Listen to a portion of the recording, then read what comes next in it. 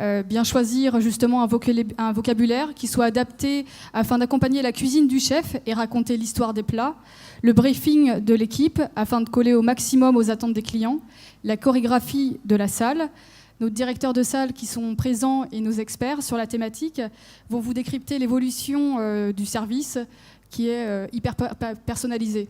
Alors vous allez voir, le sujet est très vaste, passionnant, avec des intervenants tout aussi passionnés. À commencer à mes côtés par Isabelle Boudeville. Vous êtes fondatrice d'Excel Place, directrice pédagogique de Relais Château Academy. À ses côtés, Thierry Ditulio, directeur de salle de la Vague d'Or au sein de la résidence de la Pinède à Saint-Tropez. Christophe Prosper, directeur de restaurant du restaurant Le Plongeoir à Nice. On a aussi Patrick Meyer, directeur de salle de la Villa René Lalique en Alsace. Et enfin, Georges Rousbail, qui est directeur de salle également de Flaveur à Nice. Donc, avant de débuter cette thématique sur le sujet, peut-être rappeler que ça a été construit en lien avec le module de formation Relais Château, qui a un intitulé un peu plus long, qui se dénomme Des mets et des mots, de l'expérience client à l'optimisation des ventes. Je vais laisser Isabelle Boudeville, qui en est la formatrice. Vous avez initié ce module de formation en 2012 et vous avez formé jusque-là environ une 60aine de directeurs de salle. Est-ce que vous pouvez nous parler de cette thématique et pourquoi cette mise en place ? Avec joie. Merci. Je pense que ça marche. L'idée est simplement pour vous expliquer le concept qui a été mis en place dans le cadre de la Relais Château Academy.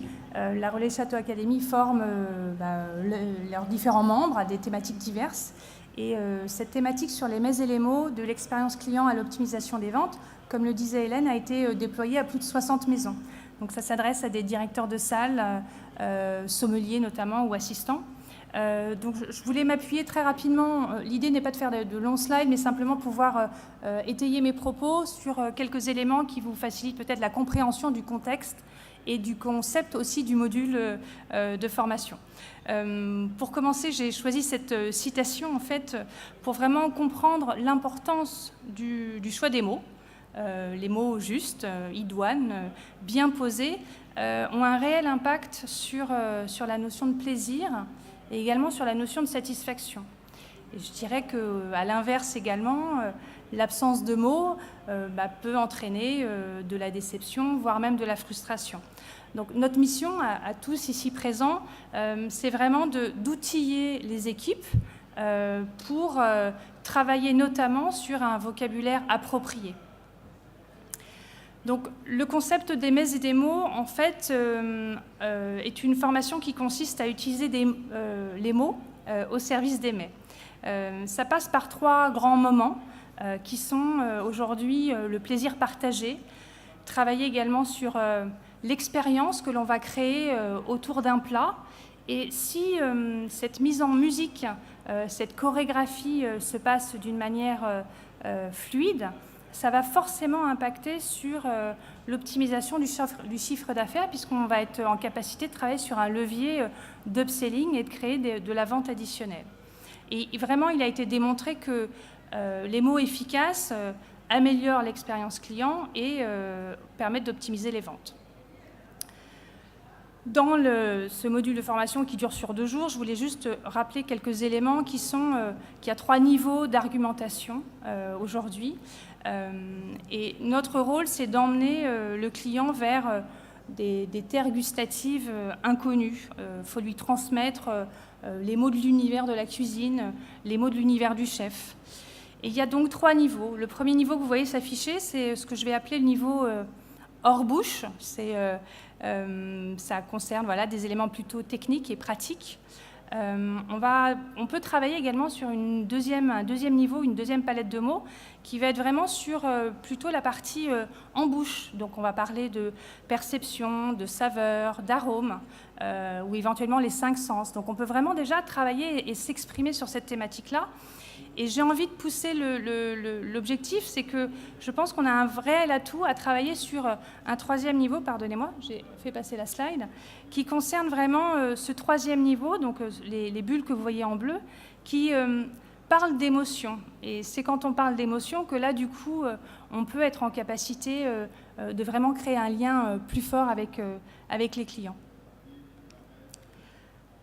4 grands moments importants avant de passer la parole et qu'on puisse initier cette table ronde, c'est le fait de se préparer en fait, dans les fondamentaux, dans les étapes, et c'est de ne pas oublier ces fondamentaux. C'est-à-dire qu'on doit construire sans improviser. On doit éplucher les profils clients, les cardex, noter ce que les clients aiment manger, ce qu'ils ont mangé la dernière fois pour les clients fidèles. Il y a beaucoup de choses à mettre en place et je pense que ce sera l'occasion de cette table ronde d'en discuter. Et donc, ça, c'est cette première étape que je trouve très importante.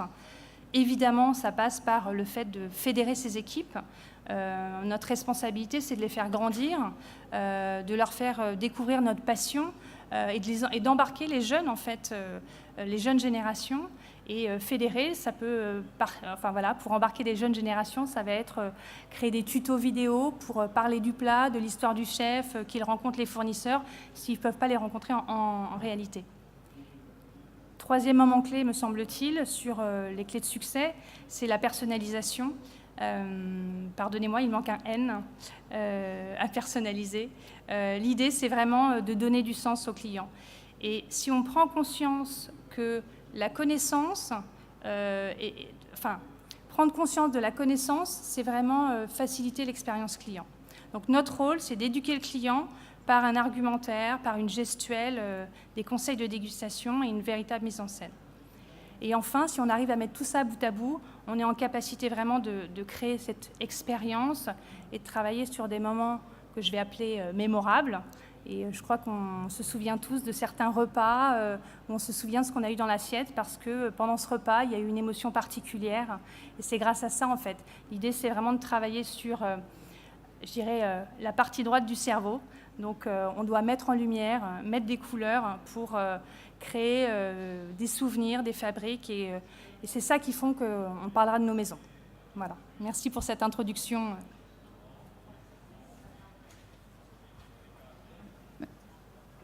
Merci Isabelle pour cette introduction. Alors Patrick Meyer, vous avez réalisé justement ce module de formation il y a 3 ans. Donc vous êtes directeur de salle. Vous nous disiez que vous aviez souvent la tête dans le guidon, si je puis dire, mais que pour vous, c'était important d'enrichir votre vocabulaire pour avoir une part de rêve, faire rêver le client à travers les plats du chef. Est-ce que vous pouvez nous en parler ? Oui, alors exactement. On a très souvent la tête dans le guidon et je pense que déjà, il faut venir avec une envie très positive au travail. Déjà, ça va commencer comme ça. On est tous différents, on a tous nos soucis, mais lorsqu'on arrive sur le lieu de travail, là, il faut essayer de se faire plaisir avant tout, avant de faire plaisir aux autres. Si on part dans l'esprit de vouloir se faire plaisir, tout naturellement, ça va découler sur les équipes, sur les collaborateurs, sur les clients. Oui, très souvent, je vous le disais, c'est que on pense toujours tout savoir et tout maîtriser dans notre maison. Mais c'est pas du tout ça. Et ça a été très bénéfique de suivre cette formation Relais et Châteaux des maîtres et des mots, parce qu'au final, on se met un peu en danger. Il y avait des thèmes, il y avait des thématiques, on pouvait se comparer à d'autres personnes qui allaient aborder le sujet d'une façon différente, parce qu'on a plein de choses. On peut dire de 5-6 manières une seule et même phrase. Il y a l'émotion, il y a la gestuelle qui va rentrer en ligne de compte, il y a les temps de pause, il y a également ce que le client va nous traduire de sa personnalité. Il passe la porte, on va très facilement, enfin je le pense que vous allez être dans le même sens que moi. On peut un peu s'imaginer, on pourrait le classifier. Il fait 50 mètres, 100 mètres dans le restaurant, on se dit ok. Il n'est pas aussi long le restaurant, 100 mètres c'est un peu long. Mais voilà, on arrive à le mettre. Est-ce que c'est un client d'affaires? Est-ce que c'est un client plaisir? Est-ce que c'est des amoureux? Est-ce qu'ils viennent de se mettre ensemble? Est-ce que ça fait 10 ans qu'ils sont ensemble? Et tout ça, on peut le déceler et on va l'aborder différemment. Après, c'est chacun, on a tous notre personnalité, on va tous l'aborder d'une façon différente. Et c'est là qu'il faut aussi qu'on soit perméable et qu'on s'ouvre aux clients. Par un sourire, par un geste, par une avenance et par finalement Ce qu'on sait faire, c'est la base de notre métier. Et justement, Alors, je ne sais pas si j'ai été très précis sur la réponse, mais... C'est très bien. En tout cas, on va poursuivre en tout cas sur l'importance des mots, notamment quelque chose qui soit maîtrisé en salle. Ça passe bien évidemment par le briefing que vous faites tous au sein de vos établissements. Joel, je sais que vous faites un briefing comme Christophe et Thierry avant chaque repas, que ce soit le déjeuner ou le dîner, mais vous êtes très vigilants justement à l'annonce des plats. Est-ce que vous pouvez nous détailler justement cela ? Exact. Bonjour à tous. Oui, comme avec mon équipe, comme on fait le briefing avant chaque service, pas trop avant de service, à peu près 15 minutes, parce que c'est très très important pour garder les informations pour l'équipe et pas trop tôt et pas très tôt aussi pour les informations. Par contre, l'accueil, par rapport au plat, le briefing, mais par contre le produit, les ingrédients, le plat, déjà, toute l'équipe a besoin vraiment connaître il vient d'où, comment, pourquoi, quel jour, qui le livraison, comment. Le livreur, pardon. De temps en temps, excusez-moi, je suis pas français. De temps en temps, j'ai dit le mot. Ça, c'est mon charme aussi. Et Joel, justement, vous parliez donc de l'entraînement sur l'annonce des plats. Patrick disait qu'il y avait plusieurs manières d'annoncer un plat, mais que vous-même, vous étiez exigeant justement sur les mots qui vont être employés. Éviter les répétitions ou les mots péjoratifs. Exactement. Ça, c'est peut-être important de le souligner. Chaque jour, je répète la même chose parce que c'est très, très important. Mots péjoratifs, pas sucré, pas beurré, parce qu'aujourd'hui, en France, par personne, chaque personne, c'est à peu près 15 kilos par un. Chacun... le consommation de sucre, le beurre. De toute façon, pour le sucre, on dit le douceur. Pour le beurre, on dit de souplesse, sasie. Et plusieurs mots encore. C'est vraiment dépendre le plat, les plats, les clients. Qu'est-ce qu'on peut dire, qu'est-ce qu'on ne peut pas dire. Et ça, vous l'inculquez à votre équipe de salle ? Exactement, chaque jour, chaque service, avant chaque service. Chaque service, donc vous faites un brief sur les plats et donc différentes manières. D'abord l'accueil et après, je précise chaque plat, c'est vraiment dépendre le plat du jour, le menu, le saison, c'est vraiment le printemps, l'été, l'hiver, le fleur, très très... parce qu'aujourd'hui, on mange tout ici en France. et tous les fleurs, si le client qui demande quelque chose, nous, on a besoin vraiment de connaître le nom de fleurs, même en salle, si on ne mange pas les fleurs, mais on a besoin de connaître c'est lequel fleur sur table, parce qu'on a besoin de donner toutes les informations pour le client s'il demande quelque chose comme ça. Merci. Christophe Rosper, c'est quelque chose qui vous parle également, le fait d'être très vigilant justement aux phrasés. Je crois que vous faites attention aux différentes manières de pouvoir aborder une table. Tout à fait. Le phrasé est fondamental. Alors, moi qui étais issu de la haute gastronomie, maintenant je suis directeur du plongeoir. Au plongeoir, c'est une autre ambiance, mais je garde les codes que j'ai appris tout en haut. Les codes nous servent énormément. Et on le voit justement sur des attentions, de demander la satisfaction du client après 2 bouchées. Voilà, j'ai gardé ces codes. Les gens sont surpris. Les gens qui viennent dans ce restaurant sont surpris et agréablement surpris. La culture que je donne ou que j'impose à nos équipes, en douceur bien sûr, parce qu'il faut y aller piano. Il faut beaucoup répéter, comme tu l'as dit. C'est une répétition journalière. On ne doit jamais lâcher, on doit toujours être, nous, très sensibles et être autour de nos équipes, justement, pour avoir l'oreille et la vision auprès de ce qu'ils font. Et les gens en sont très reconnaissants. On le voit d'ailleurs, je fais très rapidement, une aparté sur le guide Michelin et sur tous les réseaux sociaux. On voit maintenant que le service est noté et on voit surtout un mot que vous avez dit, Isabelle. Je résumerai ça. Quand les clients disent on a eu un très bon accueil, En fin de compte, ça résume, on a eu un très bon service. Hein, et souvent, on le voit employé maintenant qu'on ne le voyait pas assez souvent. Hein, on parlait beaucoup de la cuisine et maintenant on parle beaucoup de la salle. Donc les mots, on peut s'amuser avec les mots. Il y a la bibliothèque, le dictionnaire, il y en a des tonnes et des tonnes. À nous de nous approprier ceux qui nous semblent qui nous appartiennent et ceux avec lesquels on peut jongler au mieux. En fonction des clients que nous avons en face de nous, en fonction des nationalités, en fonction des religions, en fonction de tous les jours, tous les clients, c'est un scénario différent.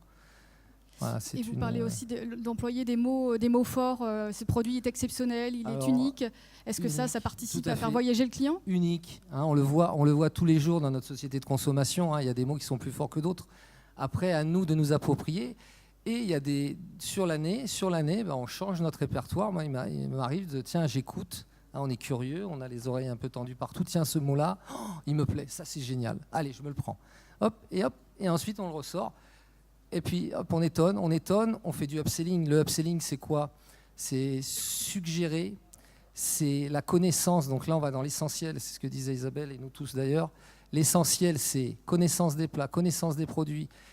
Surtout, c'est le couple, c'est le chef et son directeur de salle. Les deux ensemble, ça ne fait qu'un. C'est lui qui va expliquer pourquoi il a mis tel ou tel ingrédient, pourquoi il a utilisé tel producteur. Etc., etc. À chaque fois, il y a une histoire. L'histoire, c'est ce qui fait rêver les gens.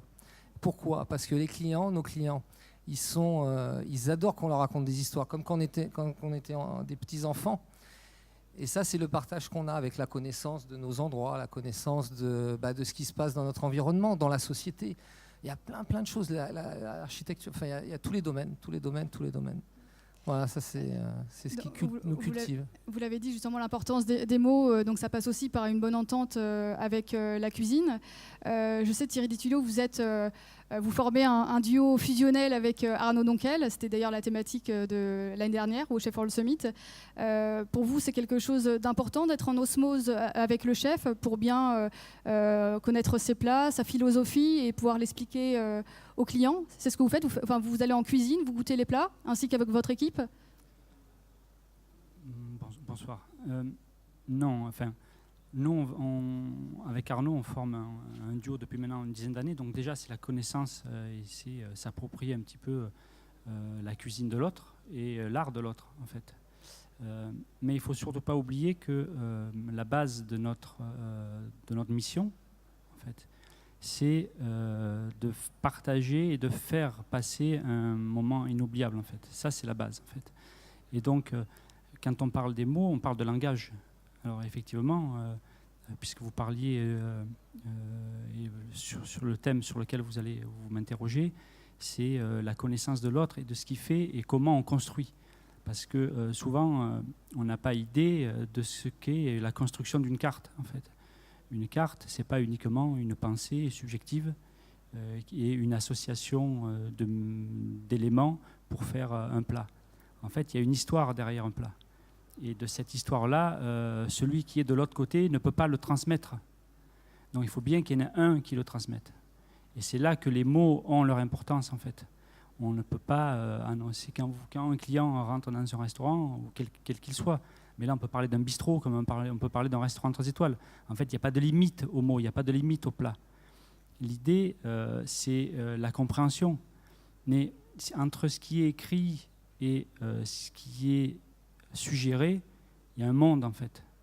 Et nous, notre travail, c'est par les mots, faire comprendre ou faire partager la passion qu'il y a derrière un plat, en fait.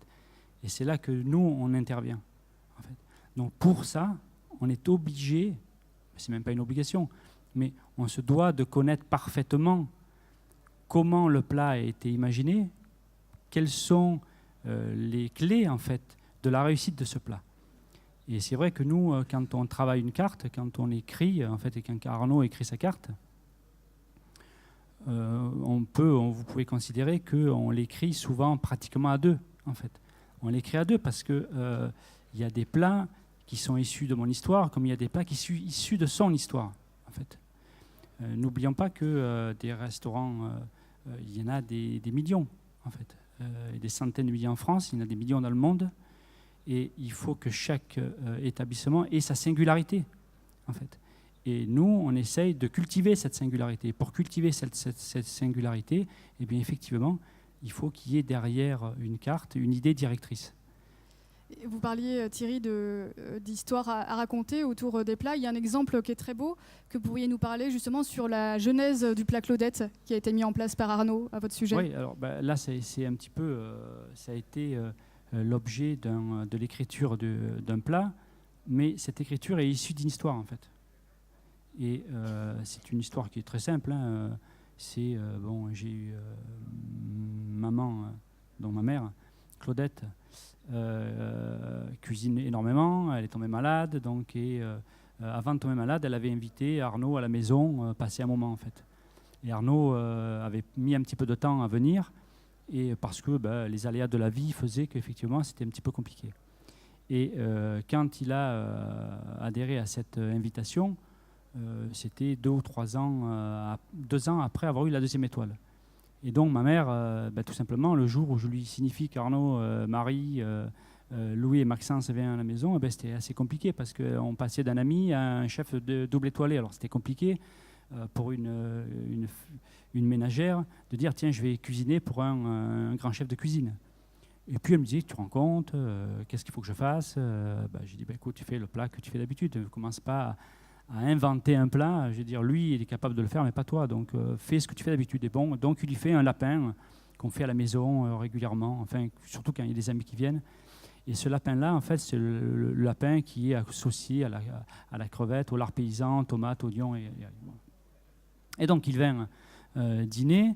Et après cette journée où on avait passé un agréable moment, eh bien, le temps passa. Et puis, maman tomba malade, elle rentra à l'hôpital pour certaines interventions. Et en fait, on ne pensait jamais qu'elle survivrait à cette histoire, à cette maladie, en fait. Et donc, Arnaud, comme c'est un gars qui est d'une infinie délicatesse, et c'est un hypersensible, en fait. C'était en janvier, c'est à ce moment-là qu'on écrit les cartes, en fait, pour le mois de mai, pour le mois d'avril et le mois de mai. Et donc, il me dit, tiens, viens voir, on relie les cartes ensemble. Et donc, on retravaille la carte ensemble à ce moment-là. Et puis, je vois écrit sur la carte le lapin Claudette, l'art paysan, tomate. Je dis, mais qu'est-ce que tu fais? Enfin, c'est quoi ce plat? Je n'ai jamais entendu parler. Claudette, je veux bien, d'accord, mais pourquoi? Et il me dit, tu comprends, c'est un plat finalement qui... cette journée a été pour moi une journée inoubliable. Le plat que j'ai mangé, le plat que fait ta mère est tout simplement extraordinaire, quoi. J'ai imaginer lui redonner une vie, et puis de cette manière-là, quoi qu'il arrive, elle sera avec nous tout le temps. Et en fait, je compris à ce moment-là que il fallait moi, de l'autre côté, une fois que ce plat devint à la carte, il fallait que je puisse l'expliquer, parce que le lapin n'est pas un mets que les gens aiment manger. Généralement, c'est pas une chair que les gens adorent. Non, alors, non pas qu'ils n'aiment pas, c'est que maintenant, on l'associe souvent à un animal de compagnie, et donc il y a très peu dans la nouvelle génération qui peut manger le lapin. Et s'il n'y a personne de l'autre côté qui puisse expliquer ce plat-là, mais il n'y a personne qui ne mangera jamais ce plat. Donc j'ai commencé à devoir disserter autour de ce plat-là. Et effectivement, il faut trouver les mots, il faut trouver les bons mots, il faut raconter une histoire. Et en fait, l'idée, c'est une carte n'est faite de plats qui n'ont de sens que si on met des mots derrière, en fait. Et c'est là le plus important, c'est d'aller apporter une explication, d'aller trouver une sensibilité pour que chacun puisse partager un moment. Et nous, notre travail est là. Jols, c'est ce que vous rejoignez Thierry sur ces propos. Alors vous travaillez avec 2 chefs, les frères Tourteau, à qui vous êtes aussi en totale osmose. Mais est-ce que vous avez également, comme Thierry, besoin de vous approprier les plats pour, à votre tour, raconter une histoire aux clients? Comme je connais Arnaud aussi depuis Budapest et en février à Paris. Oui, les deux frères Tourteau, nous sommes un peu plus proches que le travail, parce qu'on parle chaque jour, même au téléphone, le jour de repos. Qu'est-ce que tu penses? T'as déjà goûté ces plats? Qu'est-ce que tu penses? Pour moi, toujours la texture d'abord, et comme je vous expliquais, après le saveur et le flavor, excusez-moi, on va dire cet mot. Mais oui, nous on sort de temps en temps avec les deux frères aussi pour dans le Viennese, dans différents endroits pour goûter vraiment le produit local. Et cette histoire, ça revient en fait le début de deux frères, comme j'ai commencé à travailler avec eux et j'ai demandé votre histoire avec tous les plats. Vous avez chaque plat une explication comment ça se passe. Et en fait, j'ai parlé avec le maire de Frère Tourteau et elle m'a expliqué comme Gaël et Michael, ils sont petits, ils sont passés 11 ans dans les îles, ils ont commencé découvrir les différents produits, ils sont déjà joué avec le petit pois, il fait l'horloge avec le petit pois, tout ça, et le goût, le saveur, le début, les deux frères, ils sont là. Et par contre, comme mon père, il est un chef, et maintenant il est en retraite, mais il est 3 différents pays comme moi, je suis mon papa, et j'ai toujours grandi avec la bonne nourriture, et comme j'ai commencé à travailler avec les deux frères, j'ai tout de suite ouvert mes yeux, mais excusez-moi, qu'est-ce que vous pose dans le c'est la simplicité, bien sûr, derrière toujours un peu de secret, mais la relation avec le chef, c'est très très important parce que notre beauté de travail aussi pour goûter le plat, goûter tous les produits, comment ils sont faits, comment ils sont le petit, on peut dire secret, mais il n'y en a pas de secret, mais il y en a derrière. Et c'est ça qui est la première impression pour le client, la texture, le goût, et après les émotions, chaque maître d'hôtel et après chaque serveur, serveuse qui expliquait le plat pour le client, pour faire le rêve, comme on a parlé avant. Patrick Meyer, également, comment vous travaillez avec le chef à la sortie d'une carte, par exemple? Comment vous appropriez ces plats? Alors déjà pour moi c'est un peu plus facile parce que je travaille avec le chef Jean-Georges Klein depuis 13 années maintenant. Donc on se connaît quasiment par cœur. Et il y a toujours du conflit parce que dans la création de la carte, lui fait la carte, il nous la passe en salle, je la lis. Et puis après il y a aussi un souci générationnel. Quand je dis un souci, c'est bien parce qu'on confronte nos idées. Moi, j'ai une trentaine d'années, le chef en a flirte avec les 70, donc forcément il a une autre vision que moi, et inversement. Alors, mais ça s'affine toujours, et au contraire, justement, ce qui est intéressant, c'est si on s'oppose de temps en temps, on met plus de temps à faire la carte, mais au final c'est plus abouti, parce qu'au final, oui, le chef veut traduire sa cuisine dans sa carte, mais c'est également à nous en salle, de la faire vivre. Alors c'est avant toute chose très important qu'elle nous convienne à tous les deux, mais ça se passe tout naturellement. On se confronte, on échange des idées, et puis au final ça germe. Ça met du temps à germer de temps en temps. C'est comme me disait avant Monsieur Di Tullio, on commence en janvier pour une carte qui va sortir au mois d'avril, hein, ça se fait pas en 2 semaines. Et quoi qu'il en soit, ça, comme on se le dit toujours, ça match et puis c'est tant mieux. Et après, je voulais encore ajouter quelque chose. Je pense qu'il faut de temps en temps, oui, avoir les bases, les codes de ce qu'on a pu apprendre au lycée hôtelier, mais il faut aussi donner une part d'humanité et de personnalité à notre façon de nous exprimer. Il faut peut-être ôter le bon appétit, s'il vous plaît madame, merci madame à tous les plats, quand 20 fois on vous débarrasse, quand 20 fois on vous dit merci. Un sourire peut suffire. Un sourire peut suffire, une parole. Et puis à force, le client, il faut pas non plus oublier qu'il est chez nous pour vous vivre une prestation qui va durer 2h30, 3h, voire plus. Et on a tout le temps pour cerner, pour l'encadrer et pour savoir quelles sont ses demandes aussi. Un client habitué qui nous a beaucoup parlé, qui nous a relevé peut-être un secret de famille une fois passé, il ne va pas vouloir s'exprimer tout autant la fois prochaine. Il faut cerner tout ça et c'est beaucoup psychologie. Et le service en salle, oui, c'est le choix des mots.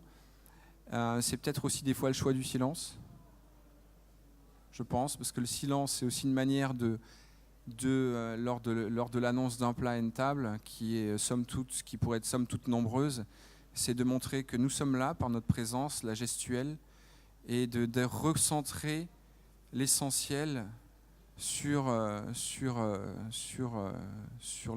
discours qu'on souhaite tenir. Et je pense qu'en salle, on est plus là pour jouer ce rôle de réalisateur. Vous pouvez avoir une très belle affiche de film avec les meilleurs acteurs, les plus beaux acteurs. Ça peut être pareil avec une équipe de foot où vous avez toutes les stars mondiales, que je ne vais pas citer, pour éviter parce que je sais qu'on a un public assez disparate. Voilà. Et si au final, l'entraîneur ou le sélectionneur n'arrive pas à fédérer et à sortir le meilleur de toute cette équipe, ça ne sert à rien du tout. Et nous, on est un peu les réalisateurs. Et après, avec nos défauts, et je pense que les défauts, ça fait un charme aussi. Et vous parliez donc qu'il y avait autre chose au-delà des mots. Donc les mots, c'est la communication verbale, mais il y a quelque chose aussi qui est important en salle, c'est la communication non verbale, qui passe par l'attitude, la posture face client. Je crois que Christophe, c'est quelque chose auquel vous êtes vigilant, c'est une part de savoir-être. On peut aussi communiquer avec le client à travers un regard, un geste, une posture, une attitude. Tout à fait. Tout est possible. Alors j'ai fait pas mal de tests, parce que j'adore la psychologie et la matière humaine. Si on fait ce métier, c'est parce qu'on aime les gens. On aime nos équipes, on aime travailler avec d'autres métiers comme sont les sommeliers, comme sont les cuisiniers. Et le tout, ça donne aux clients une expérience extraordinaire. Et j'ai fait ce test. J'ai dit, tiens, on va faire un tour de salle, comme on en fait plusieurs d'ailleurs. Et celui-là, j'ai dit, on ne va pas parler. On va s'amuser avec juste le regard et le sourire, pour voir un peu, et puis quelques petites mimiques. Du style, est-ce que tout se passe bien? Est-ce que vous êtes... Eh ben les gens le prennent bien, ils vous regardent aussi, ils ont compris, hop, et puis après on passe à une autre table. On peut le faire aussi avec des mots inventés. Donc moi j'ai inventé un langage qui s'appelle le langage du bonheur, au plongeoir, parce que je peux m'amuser. Donc c'est une rythmique de son qui fait sourire les gens. Et ils se demandent ce que c'est. Alors c'est un mélange de langage scandinave et de ma recette. Ça aussi c'est rigolo. C'est un peu je vois notre métier un petit peu comme un service spectacle. Les gens ont besoin d'amabilité, c'est sûr. Ils ont besoin qu'on leur donne du bonheur. Du bonheur, c'est du sourire, de la joie, partager des mots avec eux, de la gentillesse. Et c'est surtout aussi, dans notre métier aussi, c'est comment on s'introduit à une table aussi. Donc ça démarre, comme on l'a dit tout à l'heure, avec l'accueil. Bien sûr, l'accueil, c'est fondamental. C'est là où beaucoup de choses se jouent. Je prends un exemple concret. Est-ce que vous avez réservé? Alors il y a la réponse non. Alors il y a la réponse non du client, et puis il y a le directeur de salle qui fait « je vais regarder » du style « on va voir ce qu'on peut faire ». Et il y a si vous venez au plongeoir, on va vous donner la plus belle table. Toutes les tables sont belles puisque c'est toutes les mêmes. Donc ça déjà, vous êtes tranquille. Donc voilà, il y a toute cette part d'humain qui est fondamentale. Connaître l'autre, aller vers l'autre. C'est pour ça que moi je dis aux jeunes, moi qui suis formateur au lycée hôtelier, il faut voyager. J'ai eu la chance dans ma carrière de faire 2 tours du monde en travaillant pour la Cunard Line. J'ai pas pu tout visiter, mais j'ai goûté quelques petites gouttes d'eau de chaque pays. Et ça me permet à mon quotidien de m'introduire très facilement aux tables. Tout simplement en leur demandant comment allez-vous, d'où venez, les gens apprécient tout ça. Vous êtes en vacances, etc., etc. Le dialogue s'installe, comme vous avez dit, sur tiens, il faut aller visiter le ci, le là. Voilà. Tout ça, ça fait partie de notre métier. Le savoir-être, il est fondamental. À l'école hôtelière, on leur apprend déjà à dire bonjour madame et bonjour monsieur, et non pas bonjour messieurs dames, comme on entend dans beaucoup de restaurants. Ou ailleurs d'ailleurs. Donc là, il y a une faute. Il faut aller chez Optique 2000. Pardon pour la pub, mais quand vous avez un couple, bonjour monsieur dame, c'est pas très correct. Donc ça, le phrasé est important. Voilà, être bien précis, bien articulé. Et ça, faut l'enseigner à nos petits, à nos jeunes, à nos équipes. Comment on accueille un client, comment on l'installe, etc., etc. Comment on pousse une chaise avec un pied, etc. Voilà, tous ces détails, ce ne sont faits que de détails. pour la matière humaine dont nous faisons partie tous. Je dis toujours, le client n'est pas un portefeuille, c'est un humain. Et à partir de là, le upselling s'enclenche automatiquement. C'est là où vous gagnez de l'argent. Voilà. Oui, Christophe, vous parliez de langage, votre langage du bonheur. Chaque directeur a son propre langage et aussi en lien avec aussi sa personnalité. C'est ce qui fait aussi la richesse des différents établissements. Un client vient pour une cuisine et revient généralement, c'est ce qu'on disait Thierry tout à l'heure, pour un service, pour une personnalité de salle, ce qu'elle dégage. Ça, je crois que c'est quelque chose dont vous êtes friand, justement. Oui, je crois que les gens se déplacent une première fois c'est la curiosité en fait. Nous, on a eu la chance d'avoir la 3e étoile en 2013. Il y a eu un afflux inconsidérable en fait, une clientèle française et internationale, beaucoup plus française qu'internationale, mais malgré tout, ils venaient pour la première fois et donc ils voulaient vivre une expérience. En fait, c'est la curiosité. Mais de la curiosité doit naître une suite en fait. Et c'est là que nous en salle on devient prépondérant en fait dans justement l'organisation et dans le système économique qui est mis en place autour d'une table étoilée. Alors qu'elle soit étoilée ou pas étoilée, mais en l'occurrence moi je parle d'une salle étoilée puisque effectivement ça fait 10 ans que je travaille à la Vague d'Or.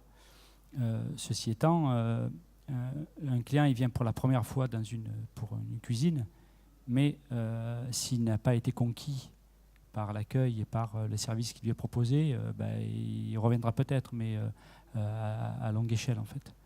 Et nous, notre travail, il est là, la fidélisation vient de la salle, en fait, bien entendu, d'aimer, et de la carte qui a été écrite, mais la fidélisation, c'est l'accueil, c'est le sourire, c'est la générosité et la passion que vous allez mettre autour de ce que vous faites. Et ce qui est prépondérant dans ce qu'on fait, effectivement, c'est beaucoup la passion. Et le thème, c'est les mots. Mais la passion et les mots en sont issus, en fait. Vous pouvez transmettre énormément de choses à travers des mots. Vous pouvez transmettre énormément à travers un regard, à travers une gestuelle. Et la chance que nous avons, c'est que nous construisons nos équipes avec des personnalités qui elles-mêmes sont dans la même philosophie en fait. Moi j'ai la chance parce que c'est moi qui recrute en fait, donc j'ai la chance de pouvoir choisir ou sélectionner plutôt des petites fées qui vont m'accompagner, et ces petites fées elles sont elles-mêmes issues psychologiquement faites pour aimer en fait. Et souvent on me pose la question, mais pourquoi je prends beaucoup de filles dans ma salle? C'est qu'elles ont une telle générosité dans leurs gestes, dans leurs regards et dans leurs mots, que ne serait-ce que par cette gestuelle-là, en fait, et ce langage-là, le client est conquis. Alors, c'est masculin, c'est féminin, c'est unisexe, en fait, parce que je ne voudrais pas non plus qu'il y ait une levée de bouclier du féminisme ou de machiste, mais le fait est que la générosité n'a pas de sexe, justement. Et là, c'est fondamental d'avoir, effectivement, dans la construction de nos équipes, des gens qui sont généreux et dans les mots et dans la gestuelle, effectivement. Ouais. Et je voulais juste rajouter un petit quelque chose, puisque tout à l'heure, que je n'ai pas pu terminer, vous me parliez de la manière dont on travaillait, la manière dont on construisait.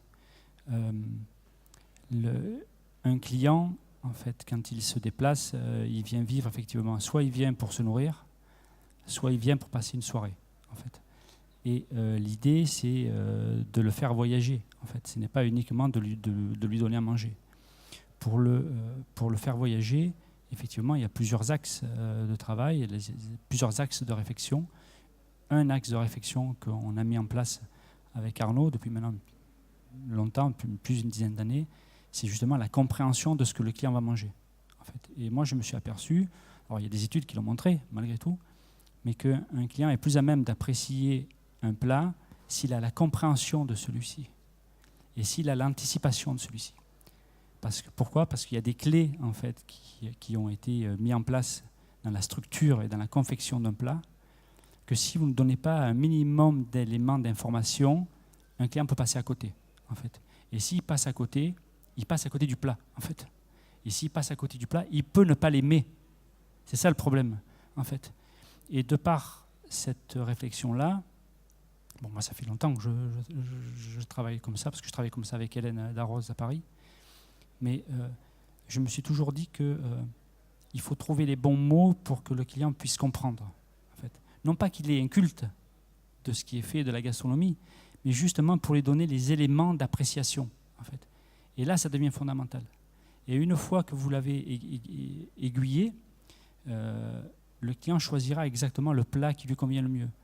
Je vais faire encore une petite partie d'une petite minute, parce que là, pourquoi je dis ça, c'est que j'ai commencé à travailler de cette manière-là parce que j'ai vécu une très grande frustration. En fait, vous savez que d'une frustration naît beaucoup en fait, d'action. En fait.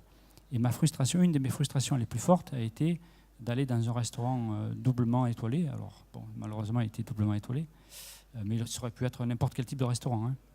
Et puis, les gens de salle, donc, dont je représente une partie de la profession, nous donnent la carte. J'étais avec mon épouse, ils donnent la carte. Et ma femme, elle adore le poisson. Alors, elle adore le poisson, elle mangerait les poissons tout le temps. En fait. Bon, alors, le problème, c'est qu'elle n'aime pas le sucré salé. Vous voyez, le poisson avec du sucre, avec du fruit. Et sur la composition de la carte, il n'était pas spécifié qu'il y avait du fruit. En fait. Donc, tout simplement, elle se dirige sur un poisson, une chair de poisson, qui lui convenait le mieux. Et résultat, forcément, puisqu'elle n'aime pas le sucré salé, elle n'a pas pu manger le plat, obligatoirement. Mais ce n'est pas la faute de la cuisine, c'est la faute de notre personnel de salle qui n'a pas su transmettre exactement pourquoi ce plat avait été construit de cette manière-là. Et c'est là que j'en veux souvent à notre profession. Je me dis, on ne doit jamais passer à côté d'éléments prépondérants dans la construction d'un plat. Si vous ne transmettez pas ce que vous devez transmettre, le client peut passer à côté et en fait ne peut ne pas apprécier le plat. Et s'il n'apprécie pas le plat, inéluctablement, il ne va pas le trouver à son goût et il ne reviendra pas. Et donc en fait, c'est tout un ensemble dans la construction qui fait qu'on est des éléments, on est nous-mêmes prépondérants dans l'appréciation de ce qui se fait de l'autre côté. C'est très intéressant ça, Thierry. Et justement, Isabelle, vous formez les directeurs de salle à cela et à enrichir leur vocabulaire, leur donner une palette de mots. Oui, en effet, sur les modules de formation qui sont dispensés dans le cadre de la Relais Château Académie, l'idée c'est d'avoir un moment déjà privilégié, se retrouver entre pairs pour pouvoir partager, échanger. Et il y a différents éléments qui sont des points assez importants. C'est d'abord le partage des bonnes pratiques, comme ça a été évoqué précédemment. C'est aussi rappeler, en fait, un petit exercice. On leur demande d'arriver chacun avec un mets ou une boisson de leur région et de l'expliquer. On leur demande aussi de raconter leur maison. Et ensuite, c'est comment l'autre va l'interpréter. Et je dirais aussi que ce qui est important, je pense qu'enfin, vous en tant que professionnel, je pense qu'il y a un rôle très important, c'est aussi de faire en sorte que chaque collaborateur, qu'il soit commis ou autre, puisse aussi avoir accès à cette connaissance. Parce que pour que le collaborateur se sente équipé, je parle d'outillage, parce que c'est ça qui est important. Pour se sentir à l'aise, on a besoin d'avoir accès à toute l'information. Il faut qu'un client qui demande quelque chose à un commis, alors même que si ce n'est pas sa responsabilité, que ce commis soit en capacité à partager l'information et ne pas se sentir gêné. Parce que ça, je pense que ça apporte beaucoup de barrières, en fait, quand il y a une hiérarchisation trop importante au niveau des personnels en salle. C'est vraiment donner accès aux collaborateurs, quel que soit leur niveau, pour qu'ils aient accès au même niveau d'information. Et ensuite, c'est surtout travailler sur la palette de mots, mais c'est aussi aller chercher les mots qui nous parlent, c'est-à-dire qui résonnent en moi. Si je parle du gâteau de Pierre Hermé, l'Ispahan, est-ce que j'ai envie qu'on me parle de la technique et du macaron et des framboises fraîches, par exemple, et des pétales de rose, ou est-ce que j'ai envie de dire, voilà, c'est un gâteau qui a été imaginé par le meilleur pâtissier au monde, des gens font des kilomètres et il y a des hordes de touristes qui se déplacent pour déguster ce gâteau. Donc je pense que c'est à chacun aussi de trouver le vocable qui lui correspond et qui correspond à sa personnalité pour qu'on n'ait pas de service robotisé en fait et que on garde chacun notre part intérieure en fait. Et c'est ça en fait qui va faire qu'on va créer de l'émotion et de la connexion et du lien avec un client.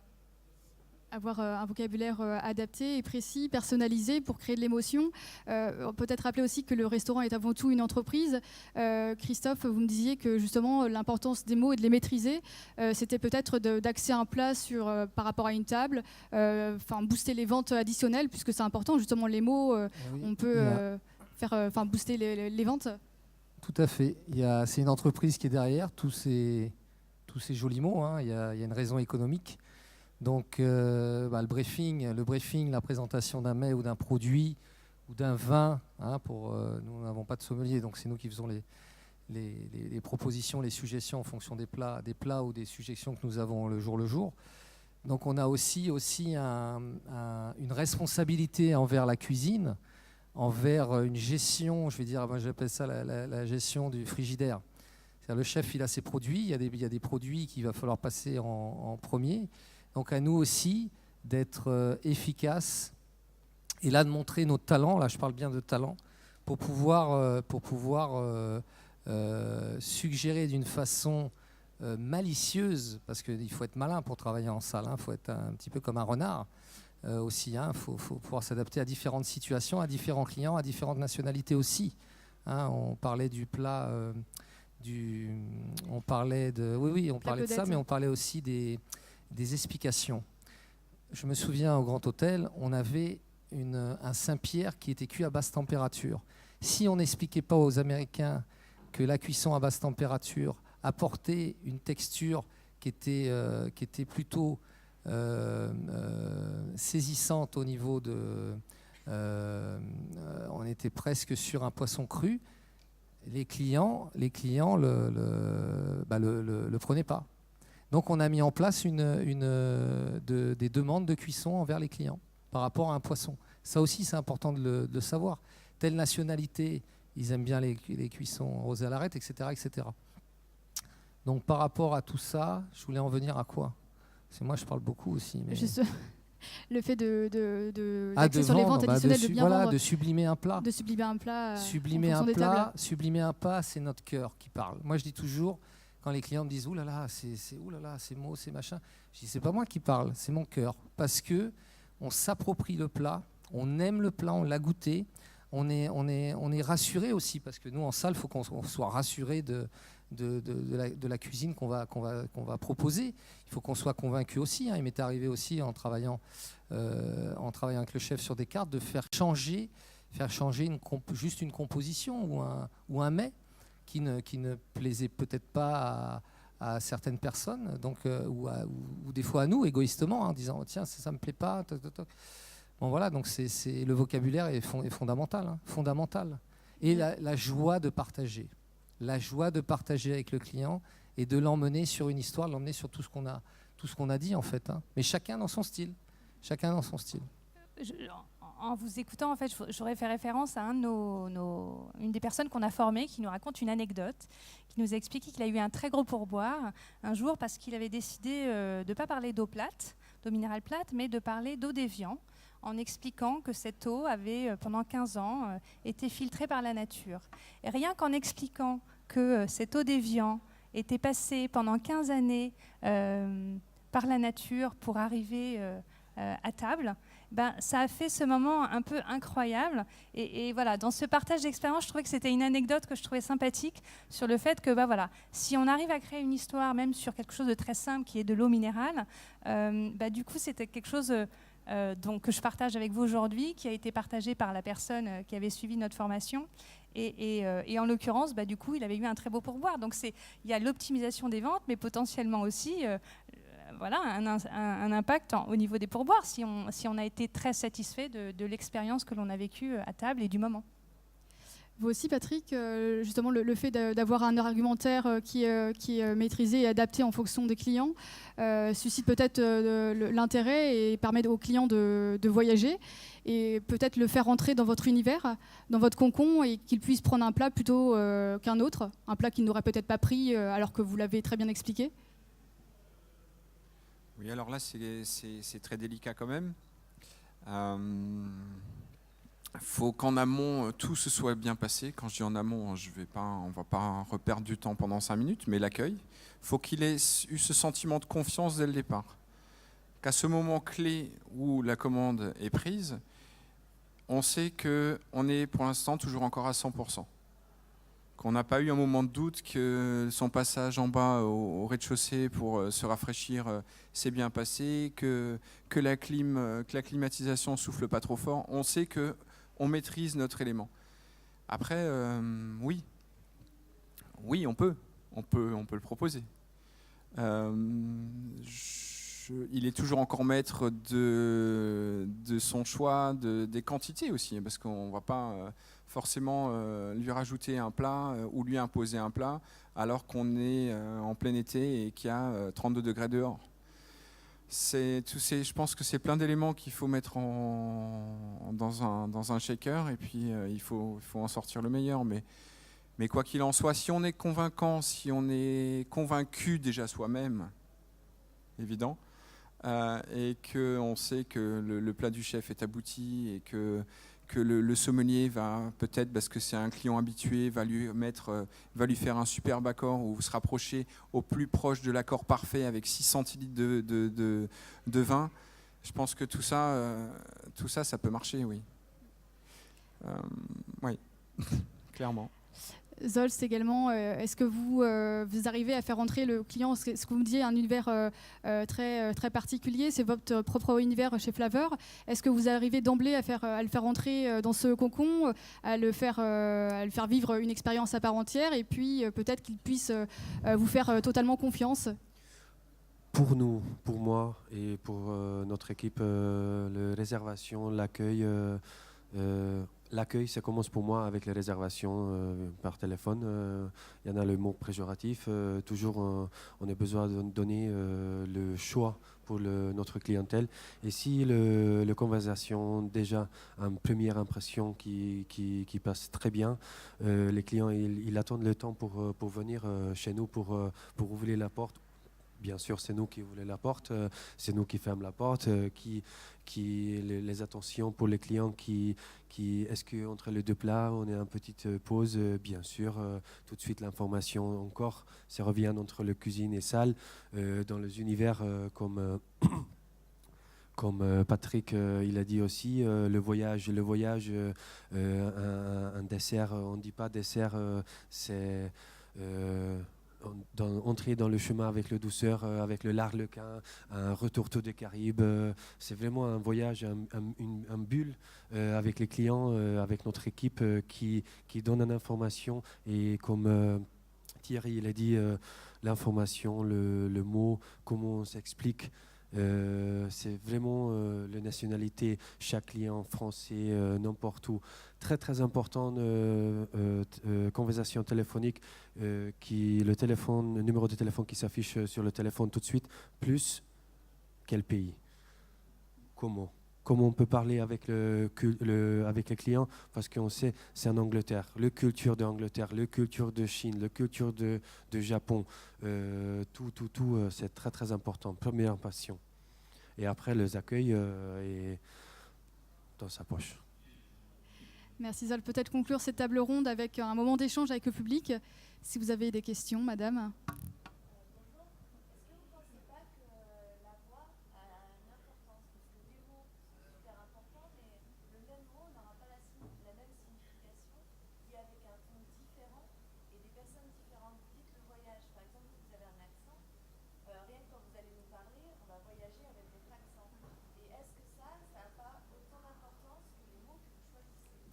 Zolz, sur l'intonation de la voix.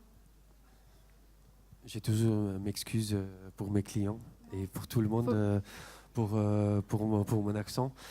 Par contre, je suis sûr et certain ici en salle, plusieurs personnes qui parlent plusieurs langues. Chaque langue, une personnalité. Chaque langue, on parle un autre accent. Et comme personnellement, ma femme elle est française et j'essaye toujours prononcer les mots avec un geste comme il faut. Comme il faut. Pas ça marche pas toujours parce que de temps en temps les clients qui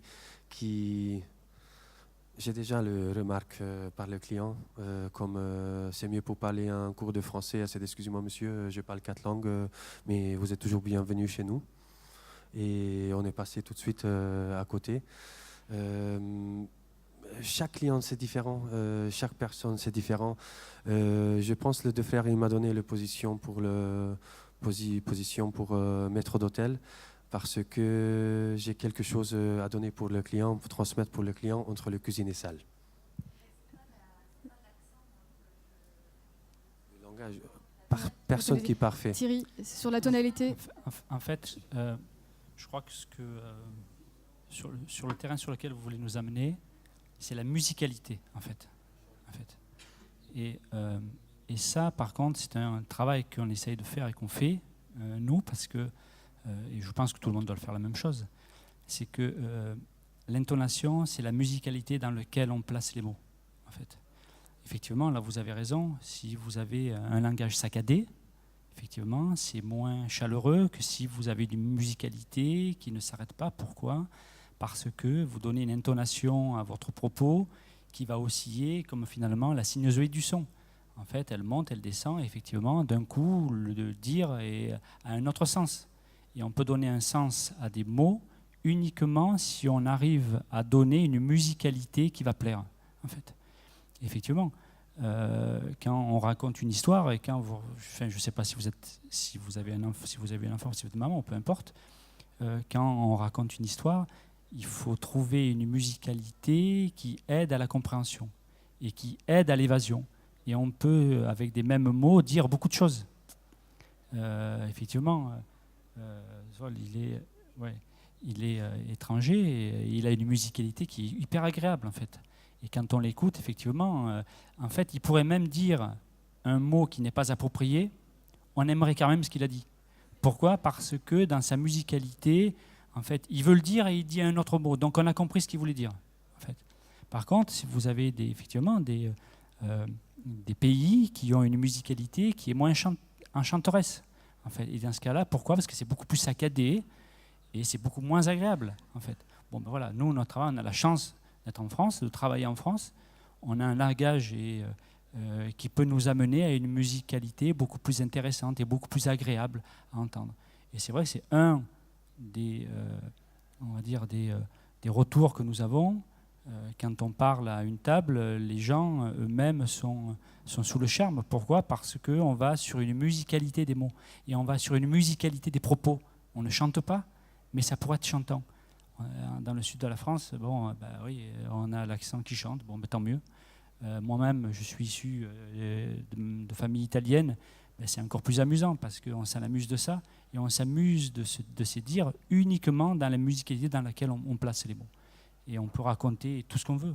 Moi, je m'amuse à raconter l'histoire d'une tomate pendant des heures et les gens ils sont là à me regarder pour quand je raconte l'histoire d'une tomate. Bon. Et je peux vous garantir qu'à la fin, ils mangeront la tomate. Hein, ça, je peux vous garantir. Hein. Pourquoi ? Parce que, eh bien, effectivement, je suis arrivé à chanter autour de la tomate et mes petites fées font la même chose. Et c'est ça qui est amusant. C'est que quand elles arrivent au restaurant, eh bien, dans un premier temps, elles ne comprennent pas ce que je leur demande. Mais à la fin, une fois qu'elles ont compris, elles le font encore mieux. En fait.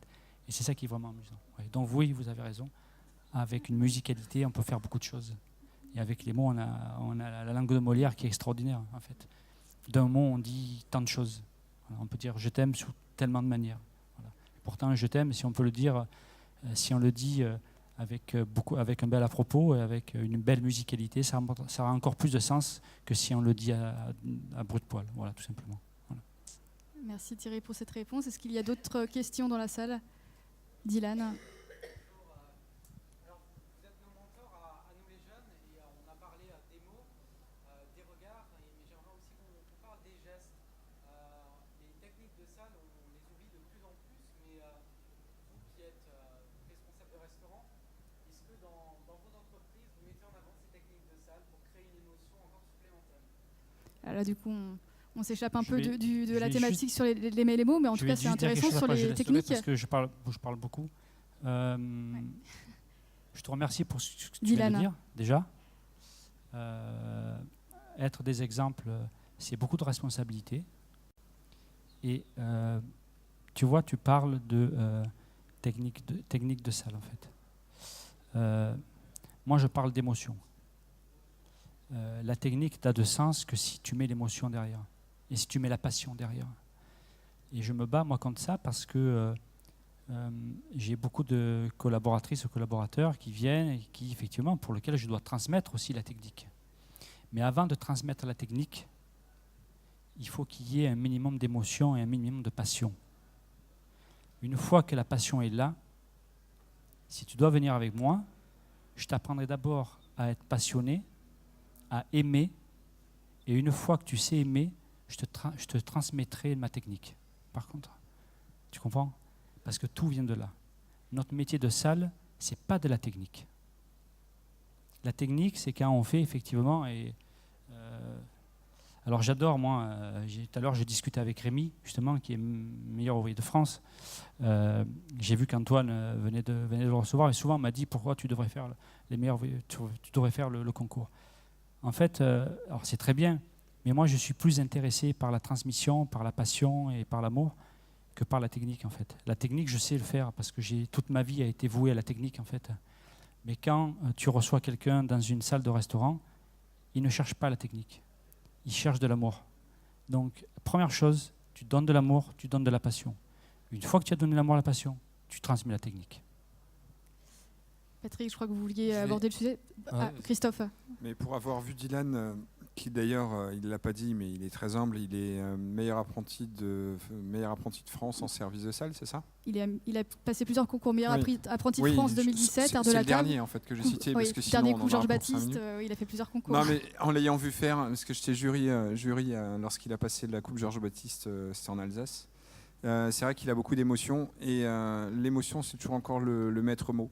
Mais Dylan, ce que je veux dire aussi, faut-il aussi trouver le temps pour faire des coupes au guéridon. Moi je suis le premier à vouloir le faire, mais on se rend compte que soit la première problématique c'est qu'on n'a pas forcément de collaborateurs déjà en nombre. Donc si on en a déjà suffisamment, on est déjà content. Ensuite, si on en a suffisamment, il faut les former. Ça prend du temps, c'est notre rôle, je l'entends bien. Et je suis le premier à aller voir le chef pour dire chef, on pourrait faire. On a des découpes, on a le bar flambé, on a le Saint-Pierre en croûte de sel, on a des petites choses comme ceci. Mais c'est vrai que ça prend du temps. Et j'aimerais bien que ça revienne au goût du jour, oui, c'est sûr. Mais je pense qu'il faut être donc 3, 4 personnes pour 20 couverts à faire quelque chose de précis. Si déjà, je pense qu'on se lance là-dedans, il faut le faire à 100% et maîtriser complètement son sujet. Mais je rejoins M. Di Tullio quand il dit que l'émotion va primer avant tout le reste. Ça, c'est une évidence. Parce qu'on va considérer que dans les centaines de milliers de restaurants qu'il y a en France, on va bien manger, en règle générale. Mais ce qui va faire revenir le client, c'est